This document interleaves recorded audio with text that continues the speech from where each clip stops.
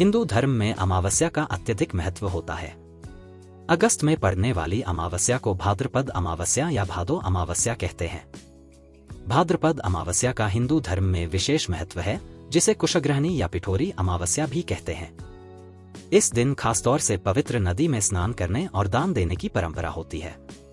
इस दिन पितरों का तर्पण, श्राद्ध और दान पुण्य किया जाता है। इस दिन पितृलोक से पृथ्वी पर पितरों का आगमन होता है और वह अपने परिवारजन से अन्नजल की आशा रखते हैं। इस दिन माताएं संतान की दीर्घायु के लिए व्रत रखती हैं और आटे से 64 योगिनियों की प्रतिमाएं बनाकर उनकी पूजा करती हैं। तो आइए जानते हैं, अगस्त के महीने में पड़ने वाली भाद्रपद अमावस्या कब है। भाद्रपद अमावस्या शुभ मुहूर्त। वैदिक पंचांग के अनुसार इस साल भाद्रपद अमावस्या की तिथि 22 अगस्त की सुबह 11:55 से शुरू हो रही है और इसका समापन 23 अगस्त की सुबह 11:35 पर हो जाएगा। ऐसे में 23 अगस्त को ही अमावस्या मनाई जाएगी।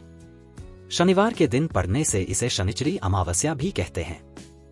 अमावस्या पूजा विधि। इस दिन सुबह जल्दी उठकर किसी पवित्र नदी, सरोवर या घर पर ही पानी में गंगाजल मिलाकर स्नान करें।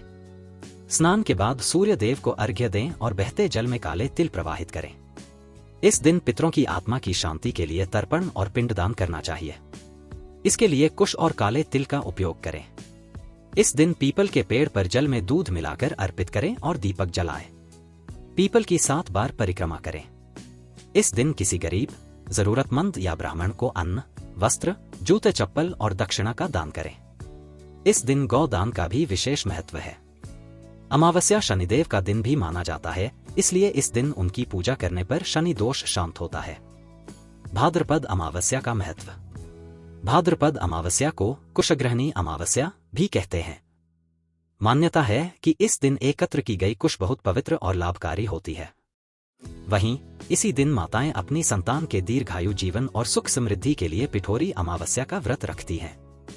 इस व्रत में माताएं आटे से 64 योगिनियों की प्रतिमाएं बनाकर उनकी पूजा करती हैं।